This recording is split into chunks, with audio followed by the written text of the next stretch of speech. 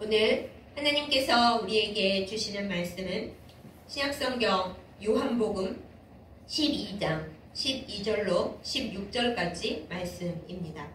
제가 가진 성경으로 신약성경 167페이지에 있습니다. 요한복음 12장 12절로 16절까지 말씀 제가 받들어 읽겠습니다. 그 이튿날에는 명절에 온 큰 무리가 예수께서 예루살렘으로 오신다는 것을 듣고 종려나무 가지를 가지고 맞으러 나가 외치되 호산나 찬송하리로다 주의 이름으로 오시는 이 곧 이스라엘의 왕이시여 하더라. 예수는 한 어린 나귀를 보고 타시니 이는 기록된 바 시온 따라 두려워하지 말라. 보라 너의 왕이 나귀 새끼를 타고 오신다 함과 같더라. 제자들은 처음에 이 일을 깨닫지 못하였다가 예수께서 영광을 입으신 후에야 이것이 예수께 대하여 기록된 것임과 사람들이 예수께 이같이 한 것임이 생각났더라. 아멘. 기도하겠습니다. 우리의 힘과 소망이 되시는 아버지 하나님, 종려주일을 맞이하는 이 아침에 하나님 앞에 예배드리며 이 시간 말씀을 함께 나눕니다. 말씀을 깨닫는 영적인 눈과 귀를 우리에게 열어주셔서 하나님께서 우리에게 전하시고자 하는 그 뜻을 밝히 알게 하여 주시옵소서. 이 시간 우리가 예수 그리스도께서 과연 어떤 분이신지, 우리가 예수님의 어떤 점을 따라가야 하는지 말씀을 나누며 참고하려 합니다. 그저 알고 그치지 아니하고 예수 그리스도의 뜻을 따라가며 실천하는 저희들 되도록 성령을 부어 주시옵소서. 예수님의 이름으로 간절히 기도드렸사옵나이다. 아멘. 세상에서 흔히 이야기하는 것 중에 백마탄 왕자라는 말이 있습니다. 많은 사람들이 백마탄 왕자를 원합니다. 특히 여성분들의 경우에는 힘겹고 어려운 때에 백마탄 왕자 같은 멋있는 사람이 나타나서 나를 구해주고 사랑해주고 좋은 것을 많이 베풀어주기를 기대하는 마음이 있습니다. 그래서 소설이나 또한 역사에 나오는 여러 영웅들은 항상 흰 말, 백마를 타고 다닙니다. 그렇지 않은 왕이나 왕자나 영웅이 거의 없습니다. 하다못해 저 북한에 있는 김정은조차도 보면 거의 백마를 타고 다니고 아직 나이가 어린 자기 딸도 백마를 타게 합니다. 그만큼 백마라고 하는 상징은 아름답고 권력이 있고 그리고 힘이 있고 소망을 준다라는 의미를 가진 것 같습니다. 백마를 탄다는 의미는 또한 매우 부유하다는 의미도 담고 있습니다. 강하다는 의미도 담고 있습니다. 우리가 생각을 해보면 온 세계의 각 나라의 제일 높은 왕이나 대통령들이 티코나 모닝을 타고 다닐 일이 있겠습니까? 이 세계에서 가장 비싸고 고급지고 또 혹시 누가 총을 쏘거나 공격을 한다 해도 절대 뚫리지 않는 방탄 차량, 롤스로이스라든가 그 외에 저는 이름도 잘 알 수 없는 여러 값지고 고급진 차를 타고 다닙니다. 어쩌면 백마라는 의미는 옛날에 자동차가 없고 방탄 차량이 없던 시절에 가장 강력하고 또 빠르고 귀하다라는 의미를 담은 교통수단이었는지도 모르겠습니다. 그런데 오늘 말씀의 제목대로 우리 예수님께서는 만왕의 왕이심에도 불구하고 이 백마를 타지 않으셨습니다.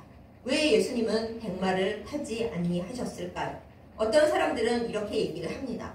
예수님이 가난하고 또 이스라엘에는 백마가 거의 없는데 그걸 타실 수가 있었겠어요? 구할 수가 없어서 안 타셨을 거예요. 이렇게 얘기하는 사람도 있습니다. 그러나 이것은 틀린 말입니다. 예수님이 계시던 그 시대에 이스라엘에는 로마 주둔군이 있었습니다. 그래서 구하려고 마음만 먹으면 백마를 구하는 것은 그렇게 많이 어렵지 않았습니다. 게다가 예수님께서 타신 어린 나귀도 예수님께서 돈 내고 렌트하신 것이 아니고 누군가가 예수님께 갖다 드린 것이 아니라 예수님의 말씀을 듣고 제자들이 어떤 곳에 가서 주께서 쓰시겠다 하라 하면서 빌려온 그런 나귀였습니다. 그러니 나귀도 빌려다 쓰셨는데 백마를 타려고 생각을 하셨으면은 못할 이유가 뭐가 있었겠습니까? 타실 수 있었을 겁니다. 그런데도 불구하고 예수님은 백마가 아닌 어린 나귀를 타셨습니다. 이것은 구약 성경의 스가랴 9장 9절에서 10절에 이미 예언된 이야기였습니다. 우리에게 오시는 예수 그리스도, 그분은 평화의 왕이시기 때문에 전쟁이나 또한 힘센 것이나 권력과 허세를 자랑하는 그런 말이 아니라 평화와 겸손과 섬김을 상징하는 어린 나귀를 타실 것이라고, 평화의 왕으로 오실 것이라고 스가랴 선지자가 이미 예언을 했습니다. 그리고 이 예언을 그대로 이루신 분이 바로 예수님이셔서 예수님은 왕처럼, 멋진 왕자처럼, 영웅처럼 백마를 타신 것이 아니라 평화의 왕으로, 겸손과 섬김의 왕으로 나귀를 타고 이 세상에 오신 것입니다. 그럼 우리가 여기서 그럼 말과 나귀가 대체 어떻게 그렇게 차이가 있는 것인지 한번 잠깐 비교를 해볼 필요가 있겠습니다. 왕이 말을 많이 가지고 있는 것에 대해서 구약 성경에서부터 그렇게 하지 말라고 이야기가 나옵니다. 신명기 17장 16절 말씀에 보면은 왕이라고 하더라도 말을 많이 가지지 말라, 이렇게 아예 율법에 적혀 있습니다. 물론 그 말을 지킨 왕은 별로 없겠지만은 그렇습니다. 왜 말과 병거를 많이 가지지 말라고 했냐면은 말을 많이 가지고 있다라는 것은 전쟁을 할 확률이 높았기 때문입니다. 전쟁을 하면은 나라 영토가 커진다라는 좋은 점이 있을지는 모르지만 백성들이 많은 고통을 당하게 됩니다. 군병으로 끌려나가게 되고 또 여인들과 아이들은 위험에 처하게 되고 나라가 엉망진창이 됩니다. 이겼을 경우에는 그래도 어느 정도 보상을 받을 수 있겠지만은 전쟁을 해서 졌다? 그러면 그 나라는 그냥 망하는 겁니다. 그런데 그 전쟁에 소용되는 것이 요즘은 뭐 핵무기니 뭐 이상한 폭탄이니 뭐가 많지만 옛날에는 전쟁할 때 꼭 필요한 것은 말과 병거였기 때문에 하나님께서 이스라엘에 율법을 주실 때에도 아무리 왕이라도 말과 병거를 많이 가지려고 하지 말라. 그것은 전쟁에 소용되는 것이고 평화에는 아무짝에도 쓸모가 없는 것이다 라는 의미로서 말을 많이 가지지 말라, 이렇게 말씀을 하신 것입니다. 게다가 말은 힘있고 뭔가 멋지잖아요. 그래서 자기의 허세나 권력이나 힘을 자랑하는 데 주로 쓰였기 때문에 말의 이미지는 고대 근동에서나 또한 지금까지도 백마 탄 왕자라는 말에서 얻어낼 수 있듯이 뭔가 힘있고 좋은 것을 의미하는 뜻이었습니다. 반면 나귀는 어떻습니까? 우리는 나귀에 대해서 잘 알지도 못하지만은 특히 어린 나귀라고 하면은 아무리 생각해봐도 그게 뭐 별로 좋을 것 같다라는 생각은 안 드시죠? 실제로 그렇습니다. 나귀라는 것은 힘도 별로 없고 작고 도무지 전쟁에는 사용할 수가 없어서 주로 평화의 상징으로 나타납니다. 그럼에도 불구하고 나귀의 장점이 있습니다. 나귀가 뭔가 의미가 있으니까 옛날 사람들이 많이 타고 다녔겠죠. 나귀는 발목이 튼튼했습니다. 튼튼합니다. 그래서 산지에 오르막길, 내리막길을 다니는 데에 아주 잘 소용될 수 있었습니다. 게다가 나귀가 말보다 힘이 없어 보이고 쪼만하지만은 그래도 짐을 75kg까지 실을 수가 있어요. 무거운 짐을 지고도 나귀는 불평하지 않고 왜 나한테 이런 걸 실어요 하지 아니하고 얌전하게 주인이 시키는 대로 그 무거운 짐을 잘 날랐다고 합니다. 그리고 말보다 결코 빠르지 않고 느리지만은 끈기가 있고 지구력이 있어서 말은 신나게 달리고 지쳐버리는데 나귀는 그렇지 않고 느린 속도로 꾸준히 열심히 오랫동안 걸어 다닌다라는 뜻에서 평화의 상징, 겸손의 상징, 끈기의 상징으로 이렇게 불렸다고 해요. 또 말은 높은 영웅들, 장군들, 군인들이 타고 다녔지만은 나귀는 평화 시대에 공무원들이 일을 보러 다닐 때 주로 타고 다녔다, 이렇게 전해지고 있습니다. 그런데 많은 사람들이 예수님에게 바란 것이 과연 나귀 타고 오시는 예수님이었을까요? 아니면 백마 타고 오시는 예수님이었을까요? 잘 생각을 해보면 우리들을 포함해서 이스라엘 사람들조차도 예수님이 나귀를 타고 평화롭게 오셔서 평화롭게 있다가 가시는 것을 원하지는 않았을 것 같습니다. 백마 타고 오셔서 이스라엘이 로마 식민지 생활을 하고 있는 것을 끝장내 주시고 칼을 휘둘러서라도 이 온 이스라엘에 박해받고 힘들었던 서러웠던 시절을 끝내시고 왕 중의 왕으로 영웅이 되어주시기를 바랐을 것입니다. 그들만 그랬던 것이 아니라 예수님을 믿는다는 우리들, 예수님의 십자가를 바라본다는 우리들조차 사실 우리의 생활 속에서 예수님이 나귀 타고 오시는 것보다는 백마 타고 오시기를 기다릴 때가 많이 있습니다. 우리가 기도하는 많은 제목들이 예수님께서 백마 타고 오셔서 우리를 이 어려운 지경에서 구원해 주시고 나의 모든 고통과 아픔과 슬픔과 서러움을 없애주시옵소서 이런 게 많이 있지 않습니까? 그렇다는 것은 우리들 역시 나귀 타고 오시는 예수님보다는 백마 타고 오셔서 우리를 쌩 하고 좋은 데로 올려주시는 예수님을 바란다라는 것을 은연중에 드러내는 것입니다. 그러나 또 한 번 강조합니다. 예수님은 백마 타고 오시지 않았습니다. 나귀, 그것도 어린 나귀를 타고 오셨습니다. 그렇다는 것은 예수님께서는 평화의 왕으로 오셨다라는 것을 뜻합니다. 창세기 49장에 야곱이 세상을 떠날 때에 12아들을 앉혀놓고 이제 마지막 유언을 합니다. 그 유언을 하면서 넷째 아들인 유다에게 너의 시대는 또 너의 자손은 아주 행복하고 잘 살 것이다 라는 행복한 유언을 해주면서 표현하고 쓰는 상징이 있는데요. 포도나무에 나귀를 맬 것이다 이런 말을 합니다. 포도나무에 나귀를 메어둔다 라는 것은 이스라엘에서 아주 평화로운 유복한 때를 상징합니다. 전쟁을 한다면 어떻게 포도나무에다가 나귀를 메어둘 수가 있겠어요? 그렇게 유유자적하며 살 수가 없겠죠. 그런데 야곱이 아들 유다에게 남기는 유언에서 너의 후손들은 아주 평화롭게 잘 살 것인데 또 유복하게 잘 살 것인데 포도나무에다가 나귀를 메어놓고 그런 시대를 누리면서 살 거야 이렇게 얘기를 해줍니다. 여기서도 나오듯이 나귀는 평화로움의 상징 그리고 모든 백성들이 아주 안전하게 살고 있는 것의 상징으로 나타납니다. 예수님께서는 바로 그런 평화의 왕으로 우리에게 오신 것입니다. 예수님께서 또한 이제 우리가 고난주간이 가까이 오는데 예수님을 잡으러 온 사람들 중에 대제사장의 종이 있었죠. 요한복음에 보면은 베드로가 칼을 빼가지고 그 대제사장의 종인 말고의 귀를 딱 쳐서 떨어뜨립니다.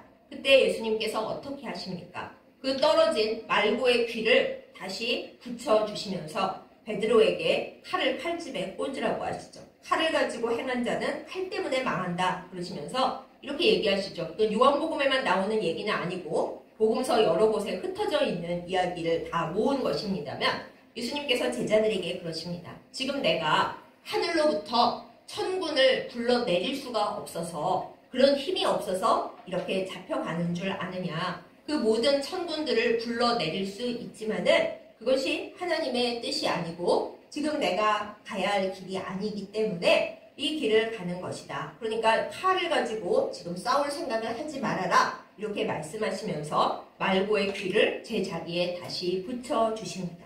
여기서 우리는 생각합니다. 여러분, 칼로 베어버리는 것과 이미 망가져 있는 것을 도로 제자리에 붙여서 치유시키는 것 중에 무엇이 더 쉽겠습니까?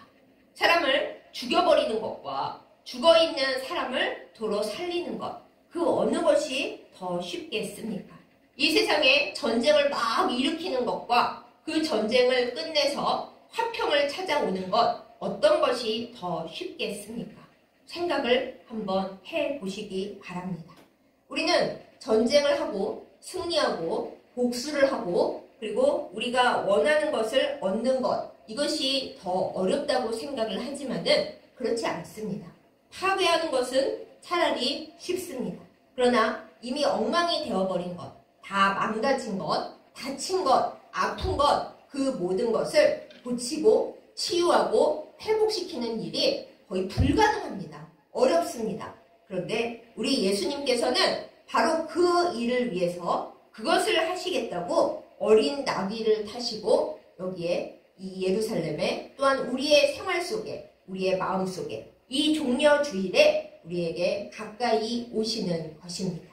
사랑하는 여러분, 우리는 예수님을 통해서 우리의 복잡한 문제를 해결받기를 원합니다. 우리의 분노와 우리의 쓰라린 마음과 우리의 쓴 뿌리를 주님께서 한 방에 복수로 끝내주시기를 원합니다. 이스라엘 사람들도 그랬습니다. 예수님께서 로마 식민지 시절을 다 끝내주기를 원했고, 그리고 정치적 왕이 되어서 힘있는 이스라엘을 다윗 왕 때처럼 회복시켜 주시기를 바랬습니다. 그런데 예수님께서 그렇게 안 하시니까 백성들이 어떻게 됐어요? 당장에 대제사장과 서기관들과 바리새인들이 선동하는 거에 넘어갔죠. 예수님께 실망했기 때문입니다. 예수님이 오셔서 우리가 원하는 일들을 해주기를 바랬는데 예수님께서 그렇게 안 하시는 거예요. 성전이나 깨끗해야 한다고 뒤집어 엎으시고, 그리고 배단이 거기 문둥병자였던 사람들 집에 가서 식사나 하고 계시고, 우리에게 별로 상관없는 것 같은 말씀이나 전하고 계시고, 그러니까 백성들이 예수님을 맞이하는 그때 호산나 하고 외쳤던 그 마음은 다 어디가 버리고 순간적으로 실망해서 그냥 예수님을 그 주간에 십자가에 못 박아 달라라는 선동에 자기들도 넘어가서 예수님을 십자가에 못 박아 버렸죠. 그리고 아무 죄도 없고 알지도 못했던 후손들한테까지 그 죄를 돌리라라는 엄청난 말을 해버리고 말았죠. 그러나 우리는 이러한 실수와 이러한 잘못된 일을 되풀이하지 않기를 예수님의 이름으로 축복합니다.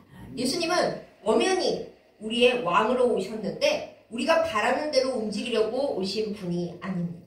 망가져버린 우리의 마음, 망가져버린 우리의 육체, 이 세상에 죄가 들어옴으로 악한 사단이 지배하게 되어서 어두움으로 가득 찼는데 그게 어두움인지조차 알지 못하고 있는 우리들, 그 우리들을 고치고 회복시키시고 구원하시려 이 땅에 오셨습니다.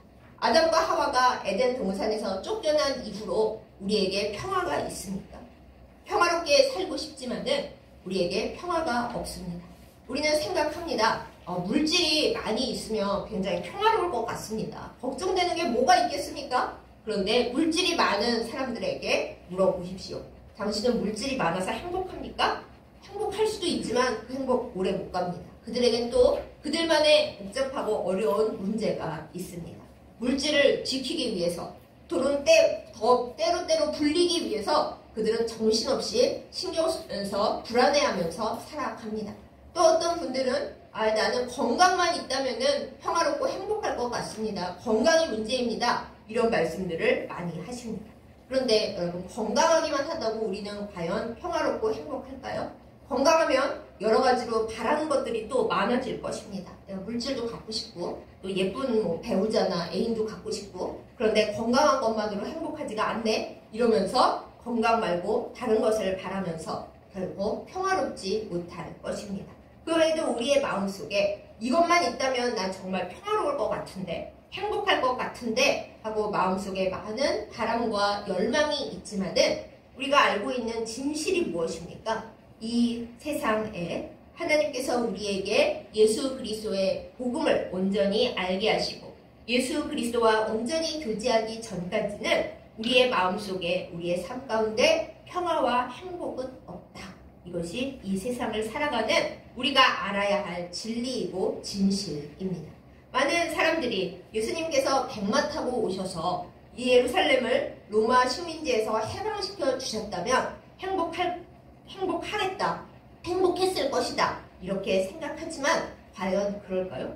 그럴 수가 없을 것입니다. 예수님께서 정치적 메시아가 되셔서 이스라엘을 가장 높은 좋은 곳으로 끌어올려 주신다. 다윗 왕 때나 솔로몬 왕 때로 바꾸어 주신다. 근데 여러분, 다윗 왕 때나 솔로몬 왕 때가 과연 이스라엘의 모든 백성들이 행복했을 때였을까요? 다윗 왕 때는 전쟁을 그렇게 많이 했습니다. 성경에는 다윗 왕의 영웅적인 좋은 이야기만 나오지만 백성들은 그 전쟁에 동원되느라 특히 남자분들이 많이 힘들었을 것입니다. 전쟁에 나가서 무조건 승리했다고 다 살아 돌아왔을까요? 아무도 안 다치고 왔을까요? 그런 일은 없었을 것입니다. 솔로몬 왕 때는 어떻습니까? 성경에 보면 그 시절에는 금과 은을 아주 하찮게 여겼다고 해요. 얼마나 부유한 시대였는지. 그런데 솔로몬 왕이 죽자마자 그 아들 르호보암에게 신하들이 와서, 백성들이 와서 뭐라 그럽니까? 당신의 아버지가 우리에게 세금을 너무 높게 매기시는 바람에 우리가 아주 등골이 휘고 있습니다. 그러니 왕께서는 우리를 생각하셔서 세금을 좀 낮춰주셨으면 좋겠습니다. 그래야 우리가 왕을 섬길 수가 있습니다. 이렇게 얘기를 하죠. 그리고 르호보암이 허세를 부리면서 아니 나는 아버지보다 세금 더 내라 그럴 건데 그랬더니 어떻게 됐어요? 나라가 두 개로 쪼개졌잖아요. 물론 하나님의 깊은 뜻 안에서 솔로몬의 말년의 우상 숭배 때문에 나라가 쪼개진 것이지만 어쨌든 겉으로 현상적으로 볼 때 세금 문제 때문에 나라가 나눠졌습니다. 그렇다는 건 뭐예요? 행복하고 평화롭고 아주 좋아 보였던 솔로몬 시대에도 백성들은 엄청난 세금을 내느라 너무너무 힘들었다라는 것입니다. 그러니 예수님께서 오셔서 다윗과 솔로몬처럼 하셨다? 그렇다고 온 백성들이 행복해지는 것은 아니었습니다. 여러분, 우리에게는 오직 예수님만이 주실 수 있는, 이 세상은 결코 줄 수 없는 온전한 평화가 필요합니다. 그런데 세상에서는 그걸 우리에게 줄 수가 없습니다. 나라가 부유해져도 세금을 별로 안 걷고 국민 건강을 다 보살펴 준다 해도 그때는 우리 마음은 어쩔 거예요? 우리의 영혼의 문제는 그런 걸로 해결되지 않습니다. 그래서 우리에게 나귀 타고 오신 예수님이 사실은 백마 타고 오시는 것보다 훨씬 소중하고 비교할 수 없게 아름답고 감사한 것입니다. 이 비밀과 이 진리를 온전히 깨닫지 못한다면 우리가 예수님 믿는 것이 별로 우리에게 큰 도움이 되지 못합니다. 항상 우리는 예수님께 삐지겠죠. 내가 이렇게 열심히 기도하는데 왜 예수님은 백만 타고 오시지 않고 나를 구원해 주시지 않을까요? 왜 주님은 나에게 내 힘든 것을 제대로 해결해 주시는 일을 안 해주실까요? 이런 걸 생각하면서 우리는 늘 슬프고 괴로울 것입니다. 그러나 그것이 아닙니다. 예수님께서 우리에게 오신 뜻은 이 세상 누구도 어떤 일이 있어도 어떤 나라도 줄 수 없는, 오직 예수님께서만 주실 수 있는 평화와 회복을 우리에게 주시기 위해서 이 땅에 오셨습니다. 우리는 주님 안에서 회복되어야 합니다. 망가져버린 우리의 마음, 우리 안에 있는 허무함, 그리고 자꾸 가지고 싶은데 뭘 가져도 채워지지 않는 우리 안에 있는 그 허탄함, 또 두려운 것은 얼마나 우리 안에 큽니까? 하나 문제 해결하면 또 그 다음 두려움이 생기죠.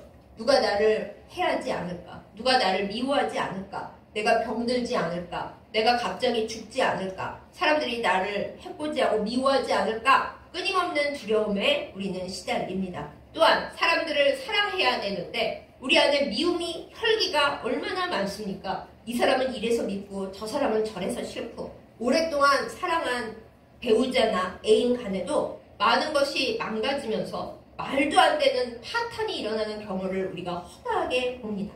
이것이 과연 엉망진창이 되어 있는 이 세상에서 우리가 바라는 것들입니까? 행복해질 수 있는 조건들입니까? 그렇지 않습니다.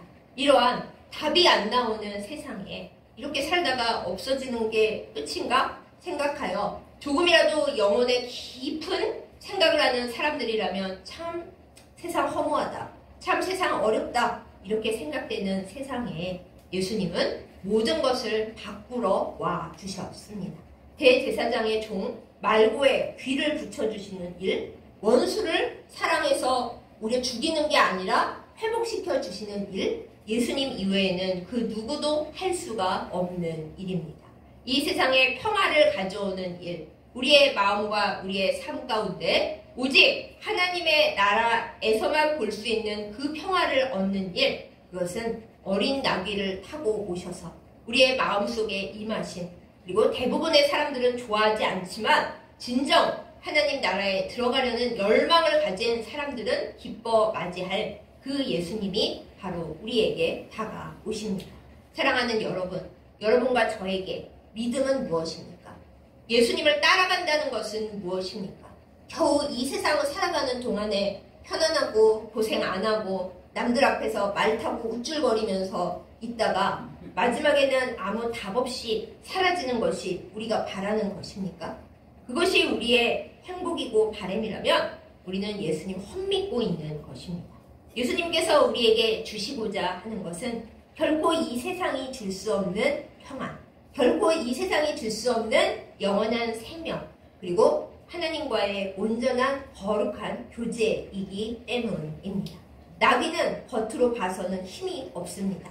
빨리 달리지도 못합니다. 하나도 멋있지 않습니다. 그러나 나귀는 결코 주인을 떨어뜨리지 않으며 자기의 몸보다 더 무거운 그 무게의 짐을 지고도 끝까지 한결같이 꾸준하게 걸어갑니다.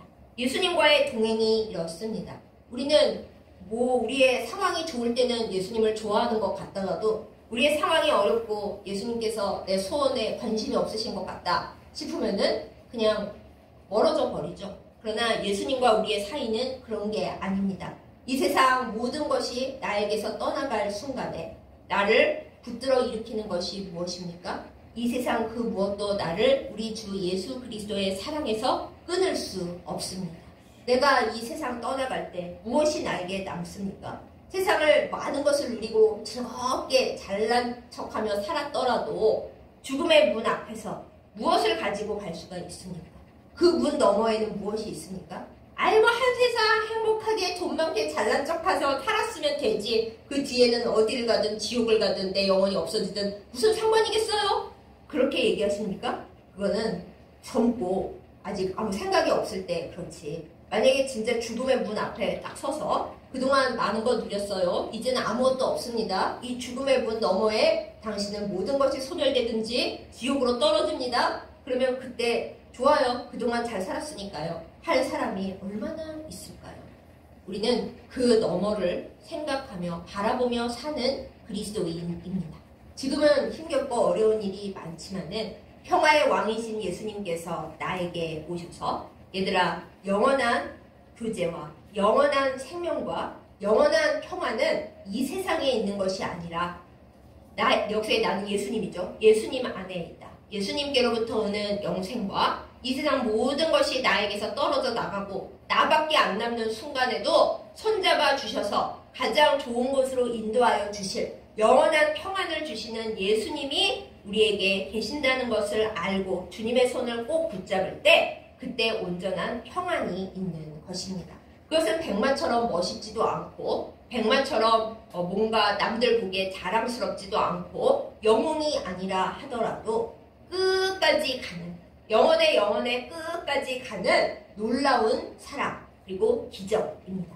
사랑하는 여러분, 종려주일에 또 고난주간이 시작되는 이때에 예수님의 비밀을 예수님께서 우리에게 낙이 타고 오신 의미를 아는 믿는 우리들이 되기를 예수님의 이름으로 축복합니다. 이것을 얻지 못하면 그리스도인은 아무 의미 없는 헛것만 따라가는 불쌍한 사람들입니다. 예수님께서만이 주실 수 있는 평안을 낙이 타고 오신 예수님이 우리에게 알려주신 그 사랑의 비밀을 깨닫고 따라가서 우리도 예수님처럼 평화의 도구로 살아갈 수 있기를 예수님의 이름으로 축복합니다.